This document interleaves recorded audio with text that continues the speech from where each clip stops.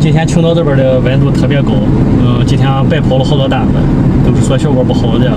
或者是转一会儿外机就时转时不转的这种，分享给大家看一下啊。电压太低就会容易热保护，外机容易停。测量这个电压呢，你看只有180多伏，这种外机容易热保护。把盖绳去吧，给你把盖绳翘起2片吧，盖绳太密了，你看它这个盖绳吧，把风都挡住了，你是这个烟气。估计外边在那年60来度有了，估计。你看这种外机在格栅里边的散热不好，那么效果就会越来越差。里边呢非常的热，这些格栅呢可以隔一片去一片，然后这样呢效果会好一些。来看一下这台柜机，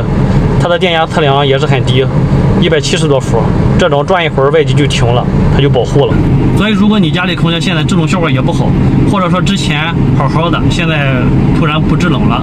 然后你需要检查3个地方：一，你的过滤网当不当，过滤网当会影响效果；第二，检查你家的电压，看看是不是正常，如果是低于200伏的话，基本上就不太正常了啊。